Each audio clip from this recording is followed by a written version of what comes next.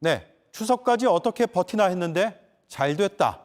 좀 쉬자. 빨간 날이 너무 없다. 여당이 민심을 겨냥해 꺼낸 또 하나의 카드, 바로 대체 공휴일 법안입니다. 일단 반응은 좋습니다. 그런데 저희가 취재해보니 정부의 생각은 달랐습니다. 여당을 향해 난색을 표명한 걸로 파악됐습니다. 이유는 늘 그랬듯 기업에 부담이 된다는 거였습니다. 김필중 기자입니다. 쉬는 날이 늘어나는 거니까 그래서 좋죠.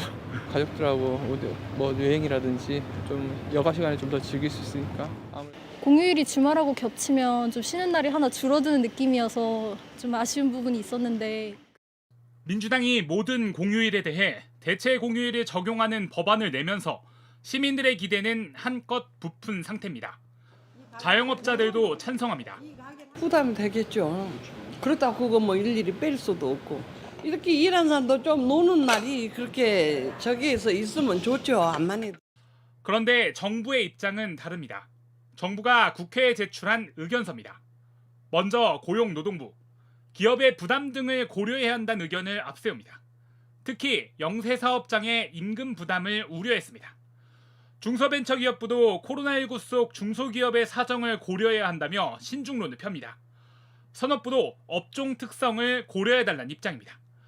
유관 정부부처 5곳이 의견을 냈는데 모두 이런 식이고 대체 공휴일 확대 찬성 의견을 밝힌 곳은 한 곳도 없습니다.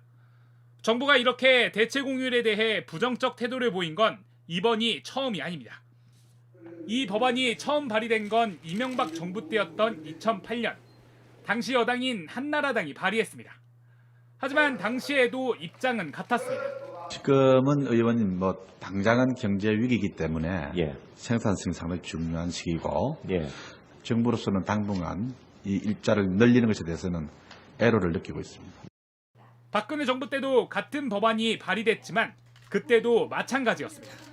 13년째 한결같이 기업 부담을 이유로 정부가 반대하면서 법안이 계속 발의만 됐다 사라져 온 겁니다. 내년 대선도 앞두고 있는 만큼 이번에 민주당의 의지는 강한 상황.